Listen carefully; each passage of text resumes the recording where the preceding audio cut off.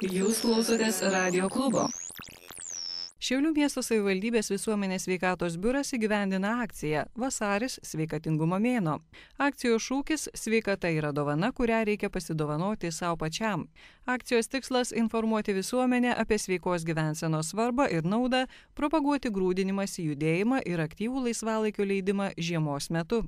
Šiaulių Diždvario gimnazijos radijo stotis Radio klubas prisijungia prie šios iniciatyvos ir visą vasario mėnesį transliuos visuomenės sveikatos stiprinimo skyrių specialisčių parengtas radio laidas apie sveiką gyvenseną. Patarimai, jeigu sušalote. Kuo greičiau stenkitės patekti į šiltas patalpas.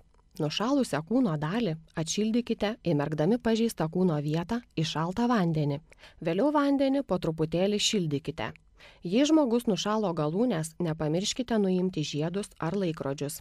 Kadangi atšildant nušalusias galūnes jos tinsta ir vėliau papuošalus gali būti sunku numauti. Sušildžius pažeistą kūno dalį nusausinkite. Steriliai apriškite ir šiltai užklokite.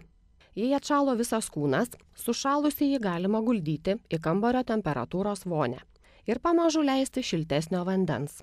Vandens temperatūra nuo 20 iki 37 laipsnių keliama per 10-30 minučių.